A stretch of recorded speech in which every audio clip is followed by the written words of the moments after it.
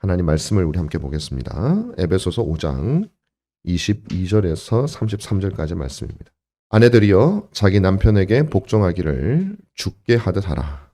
이는 남편이 아내의 머리됨이 그리스도께서 교회의 머리됨과 같음이니 그가 바로 몸의 구주시니라. 그러므로 교회가 그리스도에게 하듯 아내들도 범사에 자기 남편에게 복종할지니라. 남편들아 아내 사랑하기를 그리스도께서 교회를 사랑하시고 그 교회를 위하여 자신을 주심같이 하라. 이는 곧 물로 씻어 말씀으로 깨끗하게 하사 거룩하게 하시고 자기 앞에 영광스러운 교회로 세우사 티나 주름 잡힌 것이나 이런 것들이 없이 거룩하고 흠이 없게 하려 하심이라. 이와 같이 남편들도 자기 아내 사랑하기를 자기 자신과 같이 할지니 자기 아내를 사랑하는 자는 자기를 사랑하는 것이라. 누구든지 언제나 자기 육체를 미워하지 않고 오직 양육하여 보호하기를 그리스도께서 교회에게 함과 같이 하나니 우리는 그의 몸의 지체임이라. 그러므로 사람이 부모를 떠나 그의 아내와 합하여 그 둘이 한 육체가 될지니 이 비밀이 크도다. 나는 그리스도와 교회에 대하여 말하노라. 그러나 너희도 각각 자기의 아내 사랑하기를 자신같이 하고 아내도 자기 남편을 존경하라. 아멘. 제가 오늘 22절부터 읽었는데요. 21절 말씀을 한번 읽고 말씀을 증거하겠습니다. 그리스도를 경외함으로 피차 복종하라. 지금 우리가 에베소서에 대해서 꽤 오랜 시간 연구를 해왔습니다. 이 에베소서의 말씀의 결국 핵심은 주님께서 최종적으로 원하시는 영광스러운 나라에 대한 것이고 그 나라를 이루시는 분이 그리스도이시고 그 그리스도를 충만케 하는 이가 바로 교회다. 그래서 주님께서 이 교회를 통해서 주님의 최종적이고 영원한 영광스러운 나라를 어떻게 이루어 가실 것인가. 우리가 그 나라의 멤버다 이거죠. 참여하는 사람들이다라는 말씀을 우리 주님께서 들려주고 계십니다. 이 사실을 우리가 기억하면서 사도 바울은 우리에게 교리를 쭉 이렇게 설명한 다음에 이제 그 교회가 그렇게 중요하니 교회가 결국은 이제 하나가 되어야 된다라는 말씀을 하는 거죠. 근데 교회가 하나가 되기 위해서는 성령 충만을 받아야 된다. 이제 그렇게 결론적으로 우리가 얼마 전에 배웠잖아요. 왜냐하면 이제 성령이야말로 진리 가운데서 우리를 하나로 묶어주지 성령이 충만하지 않으면 사실은 이게 진리와 하나님 말씀과 성령이 같이 간다고 항상 보셔야 됩니다, 여러분. 이게 성령만 있으면 되느냐, 진리만 있으면 되느냐, 그렇지 않아요. 진리가 있어야 되는데 그 진리를 우리에게 알려주시고 우리의 성정을 바꾸어서 우리로 그 진리에 순종케 하시는 분이 성령이기 때문에 둘 다 있어야 합니다. 성령과 진리가 다 있어야 되는 것이죠. 그래서 우리가 교리를 많이 배웠다고 해서 제가 그냥 드리는 말씀이 아니라 의례적으로 드리는 말씀이 아니라 교리를 많이 배웠다고 해서 항상 성령께 순종하지는 않아요. 아는 건 많지만 그렇게 꼭 순종하지는 않아요. 오히려 더 교만하게 될 때도 참 많죠. 우리 삶 속에 보면. 반대로 성령 충만하다고 말하지만 진리를 알지 못하면 성령 충만한 게 아닙니다. 그거는. 성령 충만은 진리에 순종하는 거예요. 그래서 이 두 가지는 항상 같이 가야 된다. 그래서 어쨌든 성령 충만한 사람들이 하나를 만드는데 그 성령 충만한 사람들의 특징이 뭐냐? 노래하고 그리스도 이름으로 하나님께 감사하고 그 다음에 그리스도를 경외함으로 피차 복종한다. 특별히 이 그리스도를 경외함으로 피차 복종한다라고 하는 말은 그 앞에 4장 1절부터 나왔던 그 앞에 나오는 일반적인 모든 신자에게 적용되는 그 일을 가능하게 하는 것이죠. 우리가 서로 피차 복종하는 사람이 될 때 여러분 다시 한번 보시면 4장 1장부터 5장 21절까지 쭉 나와 있는 신자의 바른 모습을 가능케 하는 것은 바로 이 원리입니다. 그 다음으로 나오게 되는 것이 뭐냐? 오늘 본문에 나오는 것이 이 원리가 보편적인 신자들에게 적용될 뿐만 아니라 특별한 지위에 있는 혹은 특별한 역할을 감당하는 그 신자들에게도 동일하게 적용되는 원리다라는 것이에요. 자, 이처럼 바울은 신자의 하나됨이라고 하는 것을 위한 대원리로 그리스도를 경외함으로 피차 복종하라라고 그렇게 말을 했습니다. 여기서 주목할 것은 뭐냐면 이 대원리를 적용하는 대상이 누구냐라는 것이죠. 우리 가운데 직업이 굉장히 많죠. 또 사람들이 각자 개별적으로 취하고 있는 역할들도 굉장히 많습니다. 우리 사회에는. 그중에 오늘 본문 말씀은 부부관계가 제일 먼저 나와요. 그 다음에 여러분 6장 1절에서 보시면 부모와 자녀 간의 관계가 나옵니다. 그 다음으로 이제 사회적인 관계, 주인과 상전, 종의 관계가 나와요. 자, 크게 나누면 두 개로 나눠질 수 있다는 거예요. 하나는 정이라고 하는 부르심의 장소. 또 하나는 세상이라고 하는 부르심의 장소. 이 두 가지로 나눠질 수 있다는 겁니다. 근데 특별히 오늘 본문은 그 첫 번째 대상으로서 가정을 얘기하고 있어요. 그 중에서도 부부를 얘기하고 있어요. 왜 가정일까라는 것이죠. 왜 부부, 특별히 그 다음에 이제 자녀까지 해서 왜 가정을 피차, 그리스도를 경외함으로 피차 복종하라고 하는 원리로 왜 가정을 얘기하느냐라는 것입니다. 왜냐하면 이 가정은 이 세상에 있는 인간과 관련된 모든 것의 고향이기 때문이에요. 시작이기 때문이에요. 그러니까 근원이기 때문이에요. 그러니까 이거를 제가 이렇게 복잡하게 설명하는 이유는 한마디로 말하면 가정은 그 어떤 것과도 비교할 수 없이 귀중한 곳이기 때문이라는 거예요. 소중한 것이에요. 그 중에서도 가정에서도 가장 근원되는 관계는 부부관계라는 거예요. 인간이 어디에서 나왔습니까? 하나님에게서 나왔죠. 그 다음에 인간의 모든 인종이라든지 인간 생명이라든지 아니면 관습이라든지 심지어는 싸우는 것, 모든 것들이 어디서부터 비롯됩니까? 부부에서도 비롯돼요. 싸우는 것도 부부에게서 비롯되죠. 전쟁하고 막 그러잖아요. 지금 국가들이. 그 뿌리가 어딥니까? 아담과 하와가 타락하고 나서 부부싸움 했다니까요. 거기서부터 싸움. 그리고 그 죄인된 자녀들이 두 사람이 아이를 낳았는데 가인과 아벨이 싸우잖아요. 싸움도 가정에서부터 시작되는 거예요.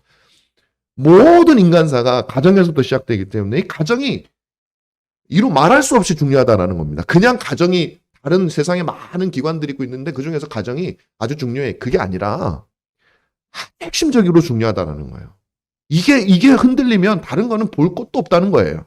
사실 오늘 우리 시대는 지금 이 사회적 사상 자체가 가정을 흔드는 방향으로 가고 있죠. 가정을 무너뜨리는 방향. 이게 끔찍한 겁니다, 여러분. 안 좋구만. 이게 아니라 굉장히 파멸적인 거예요. 끔찍한 짓을 하고 있는 거예요.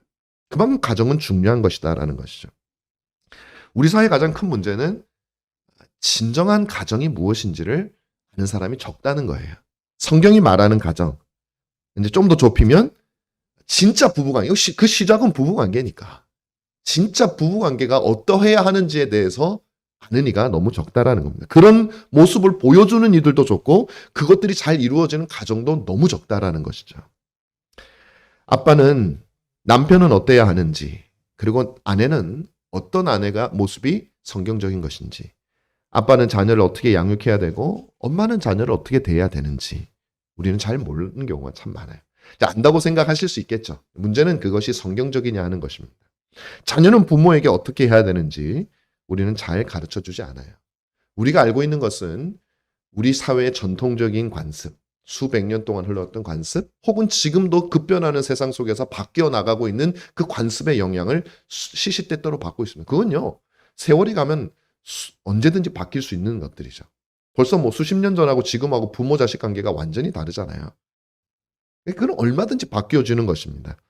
그런 것들이 다 틀리다는 말은 아니에요. 거기에 유익한 것도 참 많이 있지만, 그러나 그것은 진짜 가정과 부부관계의 본질을 말해주는 게 아니다라는 것이죠. 왜냐하면 그건 하나님께서 만드셨거든요. 사람들이 연구하는 건 뭐냐면요, 사람들이 살아가는 모습을 연구하고 사회학자든지 아니면 여러 학자들이, 그런 부부관계를 연구하는 학자들이 발견할 수 있는 건 뭐냐면 타락한 세상 속에서의 질서입니다. 그들은 타락 이전의 세상에 대해서는 아는 바도 없고 들은 바도 없어요.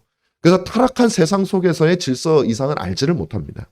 그것을 여러분들이 아셔야 돼요. 그래서 세상이 가르쳐주는 것들이 우리 머릿속에 많이 가득 차 있으면 그래서 굉장히 우리는 옳다고 생각하지만 위태로운 것이죠. 성경이 알려줍니다. 자, 그렇다면 이 성경이 알려주는 가정의 원리는 무엇일까요? 기독교 신앙을 진지하게 가지려는 사람들이 가장 많이 하는, 저도 가장 많이 듣는 말이 있습니다. 그건 뭐냐면 어렵다는 거예요. 신앙생활하기 너무 어려워요. 하나님 백성 살기 너무 어려워요. 말씀대로 살기가 너무 어려워요. 알기는 아는데 실천하기가 너무 어려워요. 얼마나 어려운지 몰라요. 그러니까 어렵다는 얘기를 많이 듣습니다. 저도 마찬가지. 저도 그렇게 얘기를 할 때가 참 많죠. 어렵습니다. 근데 여러분 죄송합니다. 오늘은 그 중에서 제일 어려운 걸 여러분들에게 말씀을 해야 될 것 같아요. 각오하고 들으셔야 될 것 같습니다. 농담이 아니고 진짜 각오하고 들으셔야 돼요. 얼마나 어려운지. 바울은 먼저 아내를 향해서 남편에게 복종하라라고 얘기를 하고 있습니다. 이게 얼마나 어렵습니까? 처음부터 너무 세잖아요. 남편에게 복종해라. 순종도 아니고 복종하랍니다. 존경하고 막 빈틈이 없어요. 저 사람을 믿으면 뭐 내가 해낼 게 없어서 지금까지 살아왔더니 그 정도쯤 돼도 복종을 하기는 그렇게 쉬운 건 아니에요. 내 주장도 어떨 때는 하고 싶고 그런 게 있거든요. 근데 하물며 허물 많고 연약한 사람들, 내가 저 사람 믿고 쫓아왔더니 인생이 이 모양 옆거리야. 그런 사람에게도 복종한다? 얼마나 힘들어요? 복종하라고 얘기를 하면 노예가 생각나죠. 내가 무슨 노예인가? 노예로 사는 게 얼마나 어렵겠습니까? 그러므로 이 말부터 벌써 거부감이 드는 거예요. 시작부터. 남편에게는 아내를 사랑하라고 얘기합니다. 근데 어떻게 사랑하라는 거 우리가 많이 들으니까 뭐 그 정도야. 당연하죠. 자, 어떻게 사랑하라고 합니까? 목숨을 바쳐서 그리스도께서 교회를 위해 자신을 내어주신 것처럼 우리도 내 자신을 불살라서 아내를 사랑하라라고 얘기해요. 이거 할 수 있겠어요, 여러분? 얼마나 어렵습니까? 정말 나를 위해서 평생을 희생하고 나에게 말만 하면 막 복종하고 순종하고 막 내가 필요한 걸 어떻게 알았는지가 대령하고 그런 사람을 위해서도 내 목숨을 바치는 거는 상당히 고민되는 문제인데 이 중에 그런 아내 계신가요? 남편에게. 남편의 입에 혀처럼 그렇게 하는 아내가 얼마나 있을까요? 아내를 위해서 내 목숨을 바쳐라. 내 자식을 위해서 목숨을 바치는 것도 그게 쉬운 일 아니잖아요. 남남인데 아내를 위해서 목숨을 바쳐라. 얼마나 힘든 일입니까? 이 두 개를 이렇게 따로 떼놓고 보면 정말 힘들거든요. 근데 복종도 어렵고 목숨을 바쳐 사랑하는 것도 어렵죠. 세상에서 제일 어렵죠. 그런데 이 두 개를 붙여놓고 한번 여러분 생각해 보세요. 그러면 달라집니다. 만약 내가 복종해야 하는 상대가 나를 자신의 목숨보다 더 사랑하는 남편이라면 어떻겠습니까? 혹시 복종할 수 있을 것 같은 생각이 좀 들지 않으세요? 내가 목숨 바쳐서 사랑해야 되는 상태가 자신의 주장을, 자신의 마음을 늘 내려놓고 나의 생각을 늘 우선시하는 그런 절대 복종하면 아내라면은 어떨까? 조금 달라질 거예요. 여러분 처음에 어렵다고 느끼시는 이유가 뭐냐면 죄송합니다. 안 그런 분도 계시겠지만 지금의 내 남편, 지금의 내 아내 생각하니까 이거 못해 이렇게 생각이 드는 거예요. 근데 그거 말고요. 아내들은 자기를 위해서 목숨을 내어주고 어떻게든 나를 아름답고 나를 빛나게 해주기 위해서 인생을 살아가는 남편을 위해서 복종하는 게 뭐 쉽진 않겠지만 그게 절대 어려운 건 아닐 거예요. 남편 입장에서도 마찬가지입니다. 자기를 위해서 모든 것을 내어놓는 그런 포기하는 아내를 위해서 목숨 바쳐 사랑하는 것은 아마 해볼 만한 마음이 들 수 있을 거예요. 주님은 우리에게 두 가지를 합쳐서 생각하라고 얘기합니다. 그러면 이 둘 중에 어떤 게 더 힘들까? 둘 다 힘들어요. 둘 다 힘듭니다. 왜냐하면 둘의 공통점이 있어요. 죽어야 되기 때문에 죽어야. 이게 살아서는 안 되는 거예요. 죽어야만 할 수 있는 거예요. 남편이 아내를 위해서 자기 몸을 내어주는 거고 죽으란 얘기잖아요. 그거 죽는 거죠, 그거. 그거 죽어야 돼, 이거. 근데 하지만 남편에게 복종하는 아내도 이것도 죽는 거예요. 자아를 죽이는 거잖아요. 가끔 저는 그런 생각을 해요. 하나님의 복음을 위해서 순교하는 게 어려울까? 아니면 일평생 자기를 부인하며 하나님의 뜻에 순종하면서 사는 게 어려울까? 둘 다 어려워, 둘 다 어려워. 어쩌면 후자가 더 어려울 수 있어요. 그건 오래 해야 되잖아요. 그러니까 남편과 아내도 그렇게 어려운 거예요. 근데 왜 어렵냐면 죽여야 되기 때문에 어려운 거예요. 나를 죽여야 되기 때문에. 둘 다 똑같아요. 나를 죽여야 되기 때문에. 똑같은 거예요, 사실은.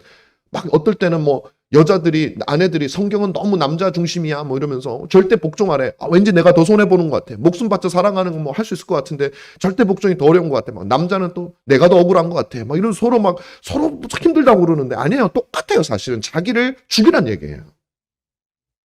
자, 그런데 문제는 뭐냐면 안 죽으려고 하는 게 문제야. 안 죽으려고 하는 게. 안 죽고 싶잖아요. 자신은 살고 상대를 죽이고 싶어 하는 거야. 결혼할 때 우리가 뭘 아는 모양이네. 뭘 본 게 있는 모양이네. 결혼할 때 내가 죽어야지. 내가 아내를 위해서 죽어야지 하고 결혼을 하고 내가 남편을 위해서 죽어야지 하고 결혼하는 사람이 옛날엔 로미오와 줄리엣 이후로 뭐 얼마나 있을까요? 거의 없을걸요. 내가 저 여자랑 결혼하면 이게 좋을 것 같아. 뭔가 나에게 이게 좋을 것 같아. 내가 저 남자랑 결혼하면 그러니까 저 사람을 죽여서 내가 살려고 우리가 결혼을 한단 말이에요. 지금 이게 세상이 우리에게 가르치는 결혼이에요. 그러니까 이상하다고 생각하지 않고 자연스럽다고 생각을 해. 그러니까 조건 따지고 나이 따지고 하다 보니까 점점 결혼 연령은 늦어가고 아이는 안 낳고 막 이런 세태로 가는 거예요. 그러니까 이게 우리의 지금 문제라는 것이죠. 세상에 세뇌되어 있다라는 것입니다. 세상에 세뇌되어 있다라는 것을 우리가 살펴보기 위해서는 제가 방금 말씀드렸지만 여러분 어쩌면 아니라고 생각하실 수 있어요. 아니야, 나는 세상에 세뇌되지 않아. 내가 가지고 있는 결혼관 이거는 정확하고 좋은 거야.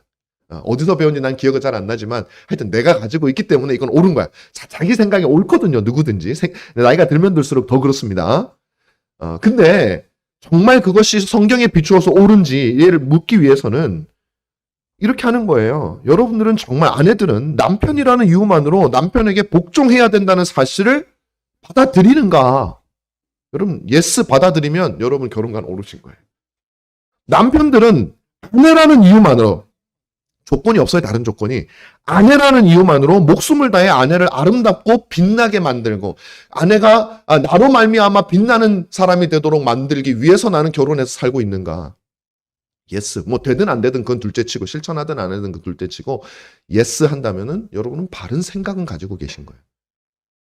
그럼 과연 얼마나 있을까요? 잘 모르겠으면 여러분 결혼할 때 이를 위해서 결혼했는가 스스로 한번 다짐해 보시면 됩니다. 살펴보시면 됩니다.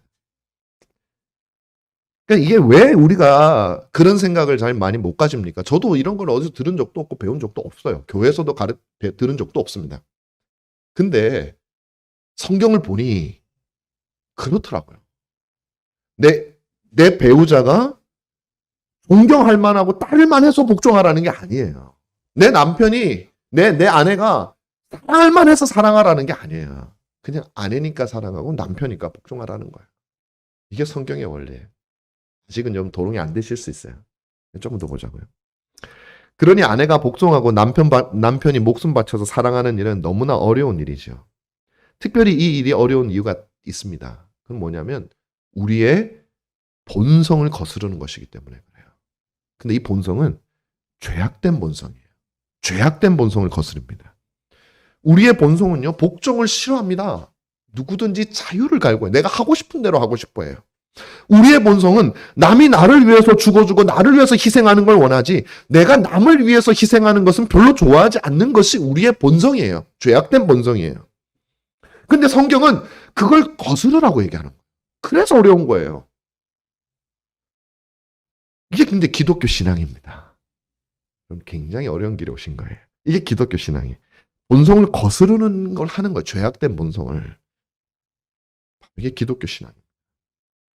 그렇다면 여러분, 우리가 어떻게 하면 우리의 타락한 본성을 거스르고 우리를 쇠뇌시켜버린 이 세상적인 부부, 가정에 대한 이 생각을 어떻게 하면 바꿀 수 있을까? 이게 굉장히 중요해요. 이게 핵심이잖아요. 오늘 이걸 여러분들께 좀 말씀을 드리려고 그래요. 첫 번째는 뭐냐면 중생입니다. 중생. 이게 굉장히 중요해요. 여러분, 우리가 옛 죄악된 본성, 그 죄악된 본성을 할 수가 없는 오히려 그 죄악된 본성에 짝짝꿍하는 그 본성을 가지고 있으면 이건 우리 방법이 없어요. 그 본성을 따라갈 수밖에 없는 거예요. 그게 잘못됐다는 생각이 안 드니까. 물에 사는 물고기가 내가 지금 물에 살면서 아가미로 호흡하는 게 잘못됐다고 생각을 하겠습니까? 근데 얘를 물 밖에 딱 꺼내내면 그 물고기는 그 순간부터 이게 뭐가 잘못돼서라는 걸 느끼잖아요.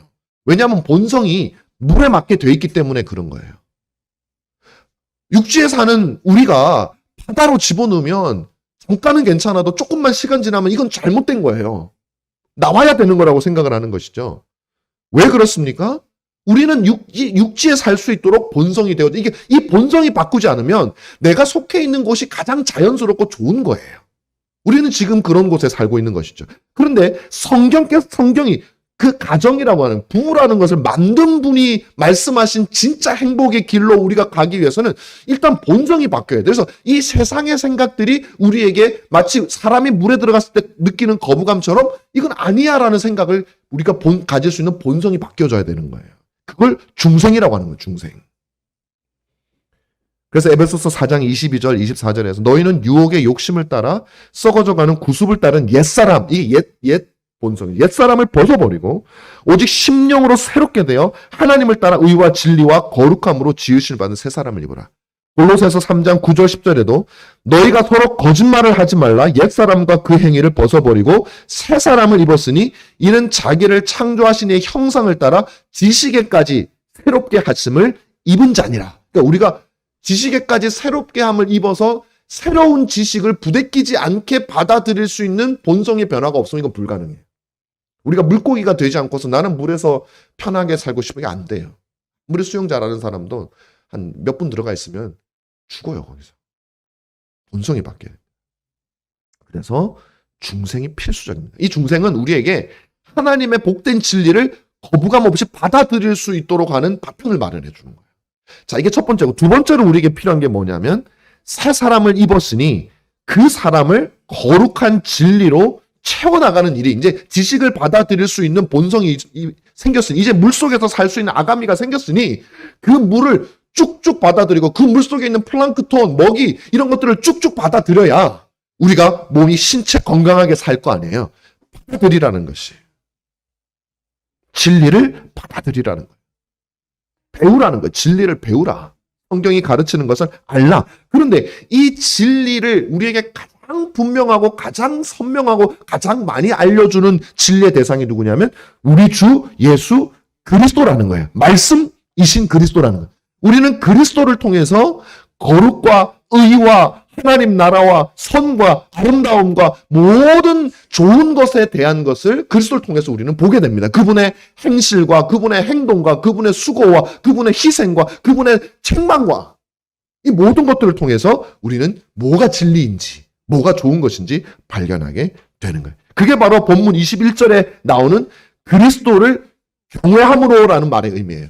그냥 피차에 복종하라는 것이 아니라 그리스도를 경외함으로. 부부에게도 피차 복종하라 그랬잖아요. 남편에게는, 아내에게는 말 그대로 복종하라는 거예요. 남편의 말에. 그러면 남편은 어떻게 아내에게 복종하느냐? 몸을 내어줄 만큼 사랑함으로 복종하라. 둘 다 복종하는 거예요. 그게 어떻게 하라고요? 그리스도를 경외함으로 하라는 거예요. 이게 핵심이에요. 그래서 바울은 오늘 본문에서 그리스도를 우리에게 소개하는 겁니다. 21절 말씀에 따라서 부부가 어떻게 복종해야 하는지에 대해서 말로 그냥 논리적으로 설명하는 게 아니에요. 그게 아니라 그리스도를 보여주는 거예요. 복종한다는 것은 자아를 죽이는 거라. 남편이든 아니든 둘 다 죽는 거라 그랬어요. 그리스도야말로 우리를 위하여 이 두 가지 죽음을 죽으신 분이시기 때문에 그분을 보라는 거예요. 말이 필요 없다는 거예요. 백문이 불여 일견이라는 거예요. 그분을 바라보라는 거예요. 아내의 복종은 자아를 죽이는 것이고 남편의 복종도 아내를 위해 자신의 몸을 죽이는 것이. 둘은 같은 말이죠. 근데 이 둘 다 우리가 해야 돼요. 그럼 어떻게 할 수 있느냐? 말씀드리지만 서로를 바라보면 안 됩니다. 내 남편이 복종할 만하면 복종해야지. 내 아내가 사랑할 만하면 사랑해야지. 그럼 평생 안 되는 일이에요. 우리는 그렇게 절대 복종할 만한 사람이 없어요, 여러분. 여러분들이 심리적으로 이렇게 그루밍을 당하거나 가스라이팅을 당하지 않는 한은, 심리적으로 컨트롤을 당하지 않는 한은, 뭔가 비정상적인 거 있지 않는 한은 그렇게 복종할 수 없는 건 잘못된 거예요, 여러분. 심리적으로 컨트롤 당해가지고 하는 건 잘못된 거예요. 그러니 이 세상에서는 절대 복종할 수 있는 그렇게 완전한 상대가 없어요. 아내도 마찬가지죠. 내 목숨을 내어줄 만큼 모든 것이 나에게 다 맞아떨어지는 그 장점들만 있는 사람이 어디 있겠습니까, 세상에. 그러니까 서로를 바라보면 죽는 게 불가능한 것이. 그럼 우리는 누구를 봐야 되냐? 그리스도를 바라보라는 거예요. 그리스도를. 경외함으로 여러분 그리스도를 바라보시기 바랍니다. 사물을 연구하듯이 그리스도를 바라보지 마시고 예배의 대상으로서 주 예수 그리스도를 바라보시길 바랍니다. 남편도 아내도 서로 그렇게 서로만 보지 마시고 그리스도를 같이 바라보시기 바랍니다. 그러면 어떤 그리스도가 여러분의 눈에 보이십니까? 바로 복종하신 그리스도가 보이는 거예요. 신부를 위해 죽으신 남편 그리스도가 보이지 않습니까? 그분은 아버지의 명령을 따라 모든 것을 다 복종하셨어요.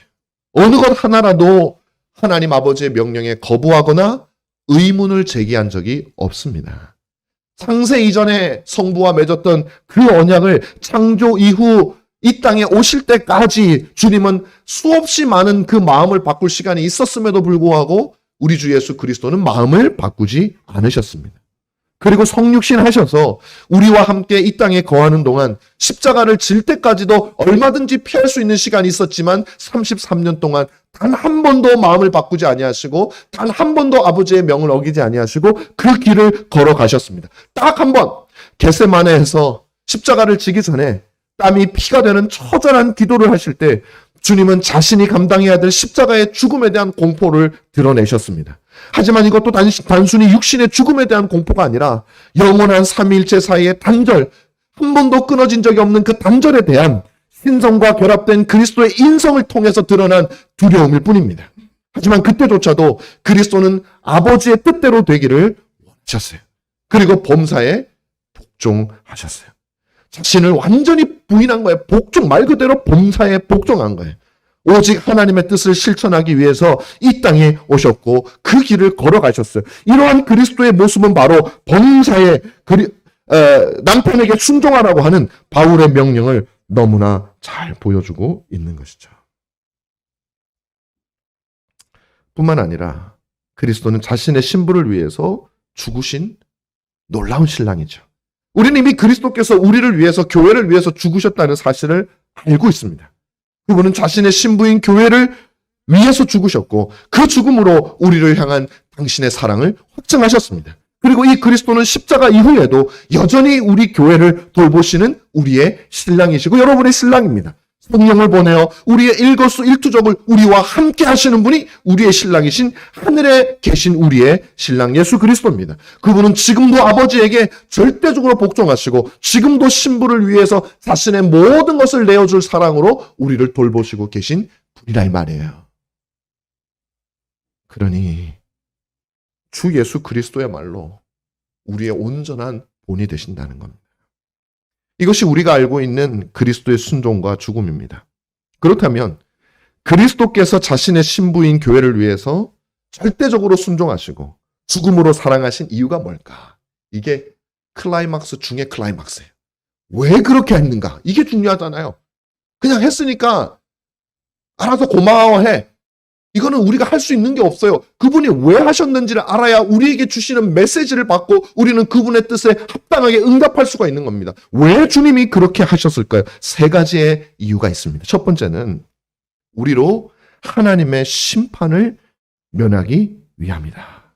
다시 말하면 여러분, 제가 이제 이 첫 번째 말하기 전에 조금 더 설명해야 될 게 있는데 그건 뭐냐면 예수 그리스도께서 순종과 죽음을 통해서 복종을 통해서 우리에게 하신 이유는 오늘 본문 말씀은 우리에게 뭐라고 말씀하냐면 우리를 깨끗하고 아름답게 만들기 위해서 그렇게 하셨다라고 되어 있습니다. 오늘 하나님 말씀을 여러분 한번 보세요. 26절을 보면 이렇게 되어 있어요.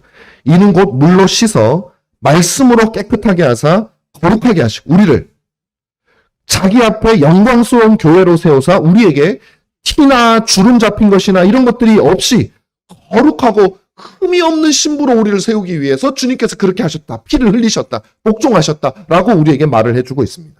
그럼 왜 주님은 우리를 그렇게 깨끗하고 흠이 없는 신부로 만들어야 됐는가? 이 목적 세 가지를 제가 말씀드리겠다는 겁니다. 첫 번째로는 우리로 하나님의 심판을 면하게 하기 위함이라는 거예요. 여러분, 구약 성경에 보면 에스더라고 하는 여인이 나옵니다. 이 여인은 이제 이스라엘이 망했던 그 이스라엘이 식민지죠. 통치를 받고 있었는데 아수에로 왕이라고 하는 왕이 이 페르시아의 왕이 그걸 다스리고 있었어요. 이스라엘 다스리고 있었어요. 거의 포로로 다 끌려갔죠. 자, 그랬을 때 이 아수에로 왕의 왕비였던 사람이 바로 에스더였습니다. 하지만 이 에스더는 왕에게 왕비지만 마음대로 나갈 수가 없어요. 그러니까 민족이 위기에 처했어요. 이 하만이라고 하는 사람이 모든 이스라엘 백성들을 다 전멸시키기 위해서 계획을 세우고 있었어요. 그 계획을 알아차린 자기 삼촌 모르드게가 에스더에게 와서 지금 하만이 왕의 명을 가지고 우리를 다 죽이려고 한다. 어떡하냐? 네가 좀 살려야겠다. 그렇게 얘기했더니 에스더가 아니 근데 내가 왕비긴 왕비인데 왕 앞에 마음대로 나갈 수 있지 않아요. 그게 그 나라의 법이 그렇지 않습니다. 왕이 부르기 전에 왕비가 왕에게 나아갈 때 만약에 왕이 불러서 오는 건 상관없어요. 그런데 부르기 전에 나아갈 때 왕이 왕비에게서 뭐라도 조금이라도 싫은 게 있어가지고 기분이 나쁘든지 싫은 게 있어가지고 금규를 내밀지 않으면 죽는 거예요. 부르지도 않은데 왔다는 거예요. 그렇기 때문에 내가 그 왕에게 나아가는 것은 굉장히 쉬운 일이 아닙니다. 더군다나 왕이 나를 30일 동안이나 찾지를 않았습니다. 그러니 저한테 마음이 살짝 뜬 거 아닐까요? 요새 저한테 관심이 없는 거 아닐까요? 그런 상황에서 내가 나아갔다가는 죽을 수 있는 거죠. 그러니까 불안했던 것이에요. 그때 에스더와 모르드게는 우리가 하나님 앞에 금식하며 민족을 위해서 나아가야 될 것과 바로 이때를 위해서 네가 왕비가 된 것이 아니냐라는 말을 하면서 에스더에게 다시 설득합니다. 그때 에스더는 죽으면 죽으리라고 하는 마음으로 왕께 나아가겠습니다 하고 나아가는 거죠. 왕에게 아무런 흠이 없어야 된 아무런 잘못된 것도 눈에 거슬리는 것도 전혀 없어야만 그 왕 앞에 서게 되는 것이죠. 금식 이후 에스더는 하나님의 은혜를 의지해서 그 왕 앞에 나아갑니다. 그때 아하수에로 왕이 에스더를 봤더니 성경에는 나와 있진 않아요. 마음에 안 드는 것이 하나도 없는 거예요. 너무나도 아름답고 너무나도 좋은 거예요. 그래서 그에게 금규를 내밀어서 그 이후로 에스더를 통해서 이스라엘 백성들을 구원하게 되는 것이 바로 우리가 잘 아는 에스더서의 내용입니다. 이처럼 그리스도께서 죽으신 이유는 우리를 왕이신 하나님, 조그마한 흠이라도 아주 작은 더러움이라도 도저히 그냥 넘어가실 수 없는, 심판하지 않고는 그냥 지나가실 수 없는 그 하나님의 엄청난 거룩함함에 우리를 내세우려고 하니 우리를 완벽하게 깨끗하게 완벽하게 아름답게 하나님의 눈에 완전히 들게 하지 않으면 안 되는 거예요. 그런데 그것은 다른 방법으로 되는 것이 아니었다. 오직 그리스도의 피로 말미암아 되는 것이었다라는 거예요. 그런데 여러분 단순히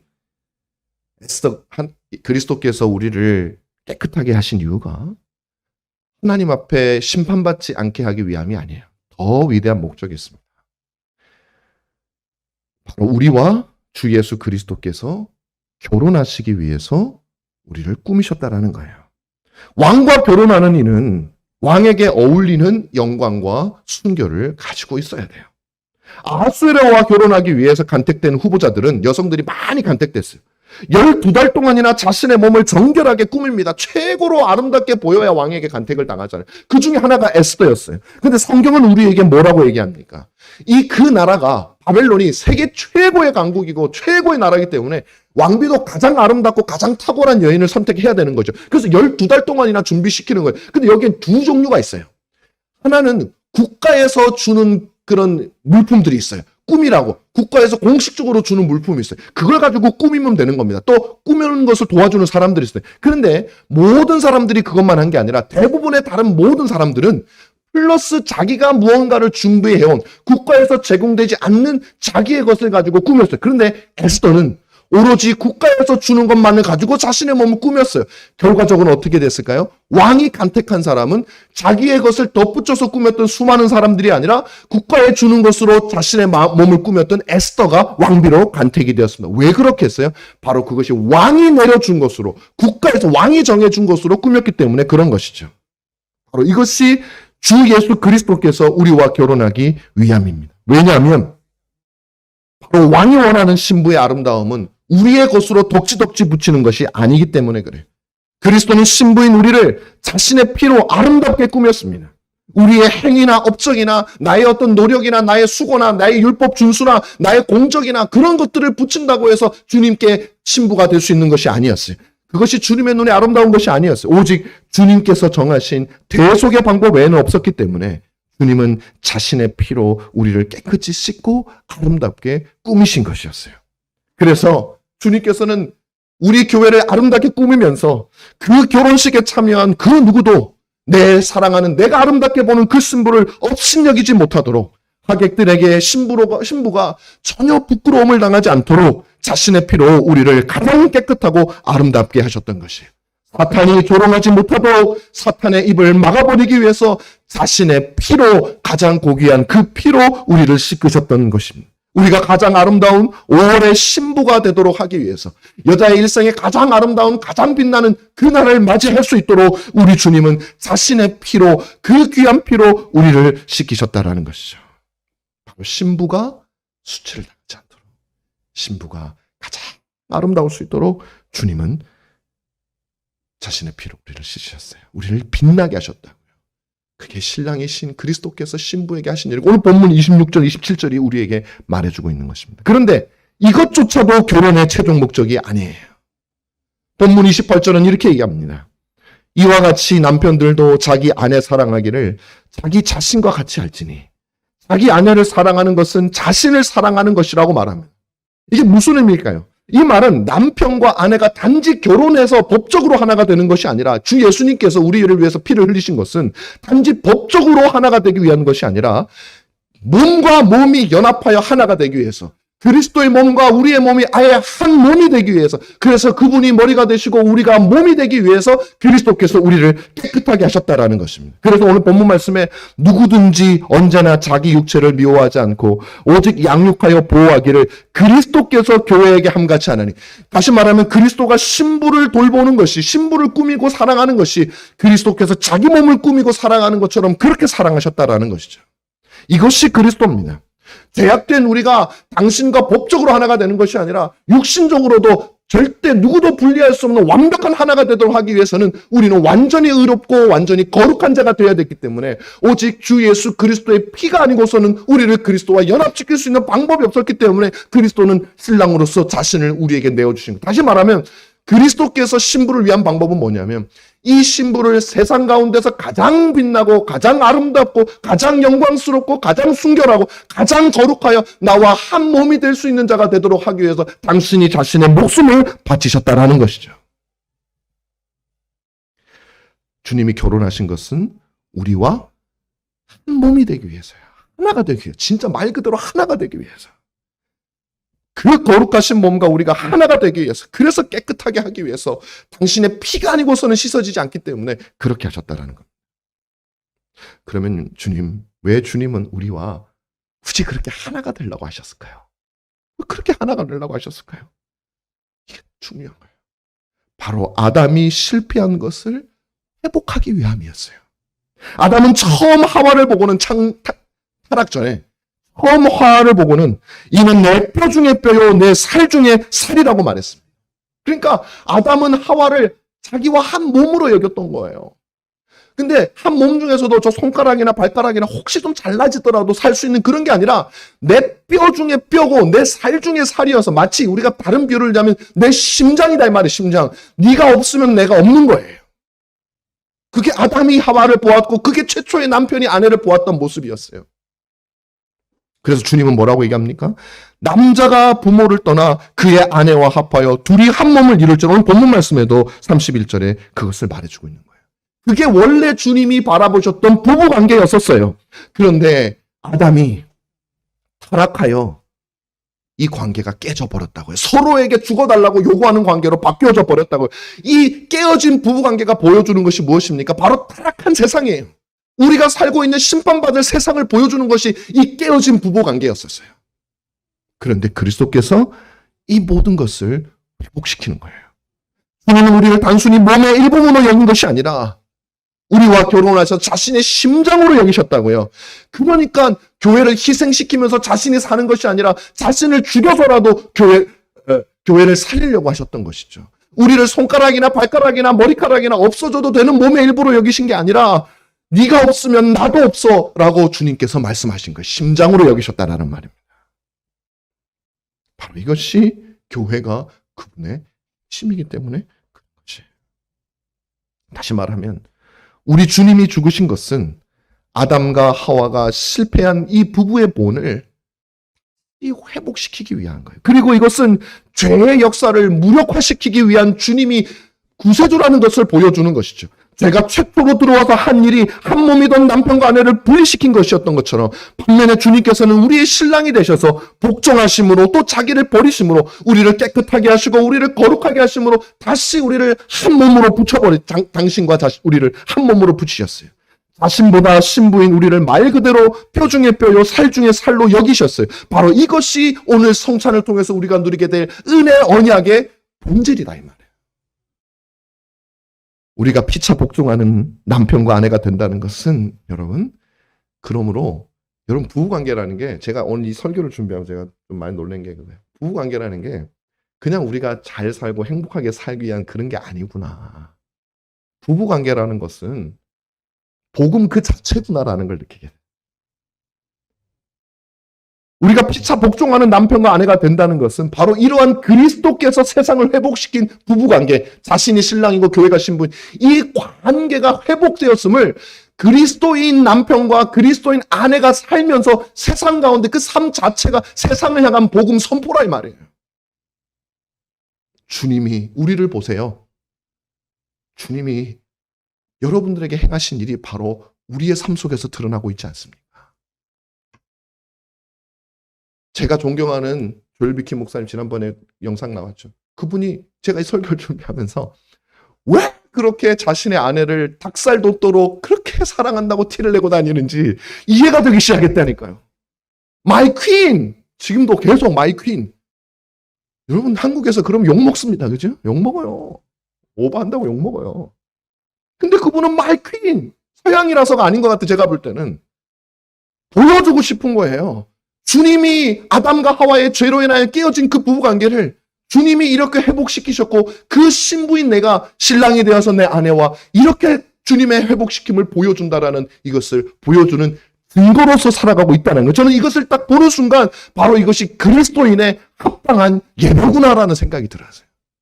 주일날 드리는 예배, 우리가 1시간 동안 거룩하게 앉아서 폼 잡는 것만이 전부가 아니라 진짜 하나님의 영광을 드러내고 주님께 하는 예배는 첫 번째는 부부가 오늘 본문의 말씀처럼 그리스도를 경외함으로 아내는 남편에게 복종하고 남편은 아내를 생명처럼 아름답게, 내가 이 여인과 결혼한 이유는 나로 인해서 이 여인이 가장 흠없고 점없이 아름다운 여인이 됐어. 그게 외모를 말하는 건 아닙니다, 여러분.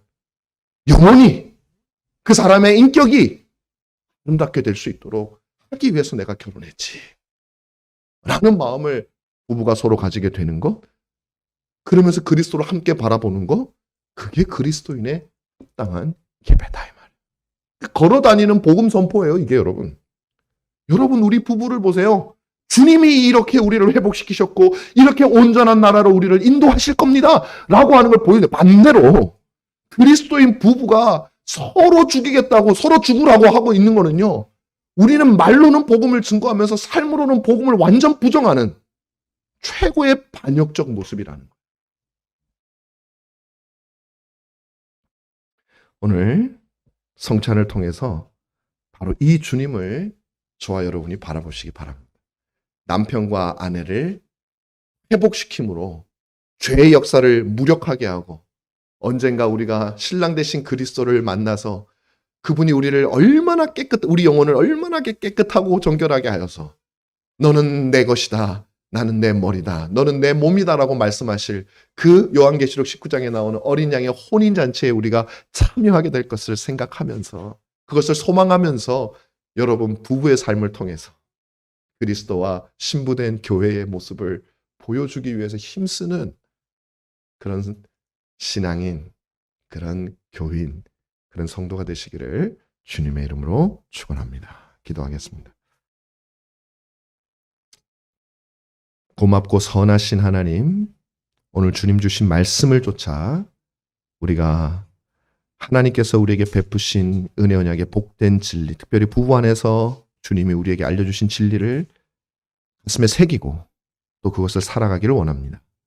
사랑하는 우리 성도들, 이 말씀을 또 잊어버리지 않게 하시고 남편을 바라보며 아내를 바라보며 우리가 왜 복종하고 목숨 바쳐 사랑해야 하는지 그리스도를 바라보며 깨달고 감사하며 우리가 살아있는 복음 선포요, 살아있는 예배가 될 수 있도록 우리 교회에 속한 모든 부부가 그리스도께 합당한 예배가 되는 그는 우리가 다 될 수 있도록 주님 인도하여 주시옵소서. 예수님 이름으로 기도합나이다. 아멘.